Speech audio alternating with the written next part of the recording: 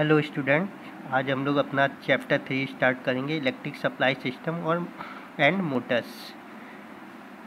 तो इसके लिए हम लोग पहले इंट्रोडक्शन देख लेते हैं। इलेक्ट्रिक और प्रिंसिपल ऑफ पावर सप्लाई क्या होता है, प्रिंसिपल कैसे पावर सप्लाई होती है, उसके बारे में हम लोग पहले पढ़ते हैं।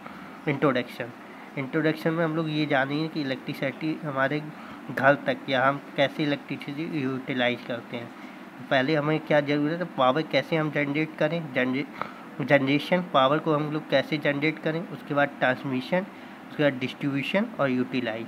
अब पावर जनरेशन के लिए हमें क्या करना होगा, हमारे पावर जनरेशन के लिए इंडिया में पावर कितनी जनरेट होती है, 11 किलोवाट पावर इंडिया में जनरेट होती है। और ये पावर हमें कहाँ से मिलती है, थर्मल पावर प्लांट से, hydro power plant, nuclear power plant, solar power plant.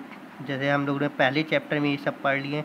Solar power plant में क्या था, हमारे पास एक प्लेट थी, सोलर प्लेट थी, उस पर इलेक्ट्रिसिटी, उस पर क्या सन रेज आ रही थी, उसको कन्वर्ट हम लोग किस में कर रहे थे, ये कन्वर्ट कर रहे थे इलेक्ट्रिसिटी में।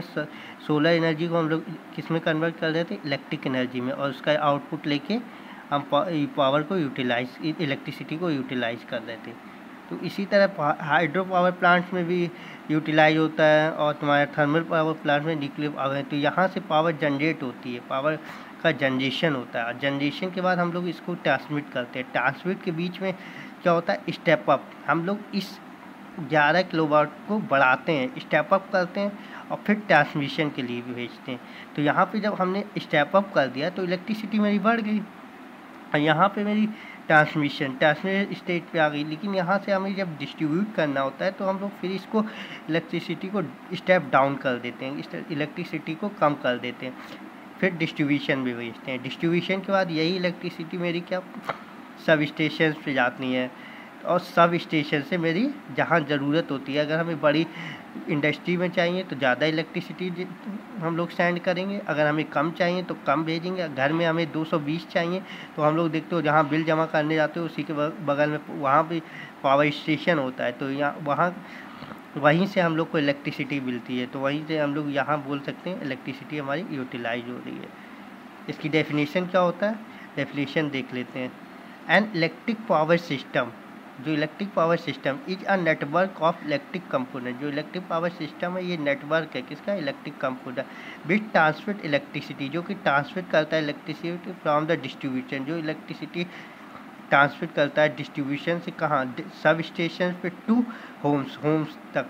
सब स्टेशन डिस्ट्रीब्यूटर क्या करता है, होम से, मैंने अभी बताया, होम से सब स्टेशन पे डिस्ट्रीब्यूशन से क्या सब स्टेशन पे भेजता है, सब स्टेशन से हमारे घर पे, जिसको हम लोग यूटिलाइज करते हैं। यूटिलाइजेशन और यूज इन होम्स और स्मॉल वर्कशॉप पे हम लोग यूज करते हैं। अब हम लोग देख लेते हैं इसके क्या क्या टाइप्स हैं, इलेक्ट्रिक सप्लाई के क्या क्या टाइप्स हैं। Types of electric supply system, AC supply, alternative current supply. AC supply में क्या होता है, हमारे करंट एक बार न्यूट्रल होती है, जीरो पे आ जाती है, और ये इंडिया में 50 हज़ार्ट्ज़, मतलब एक सेकंड में 50 बार हमारी क्या हो रहा है, इलेक्ट्रिसिटी ये मैक्सिमम और मिनिमम पे आ रही है, और एक बार न्यूट्रल होती है। ये इतनी तेज़ होती है कि हमें पता नहीं चलता है कि कब हो जा रही है ये, और ये हमें स्टेप पता नहीं चलता है। ये स्टेप पहले हमारी इलेक्ट्रिसिटी मैक्सिमम पे गई 50 हज़ार पे, फिर ये डाउन आई, यहाँ पे बीच में न्यूट्रल हो रही है, ये देखो इस पॉइंट पे, ये सब पॉइंट पे हमारी क्या हो रहा है, इलेक्ट्रिसिटी न्यूट्रल हो रही है, और यहाँ पे मैक्सिमम, यहाँ पे ये स्टेप इतने तेज़ होते हैं जो कि हमें दिखाई नहीं देते हैं। और ये कहाँ यूज होता है, पैरेलल करंट डिस्ट्रीब्यूशन में होता है। पैरेलल करंट, जब हमारी करंट डिस्ट्रीब्यूट होते हैं तो ये क्या होता है, इसमें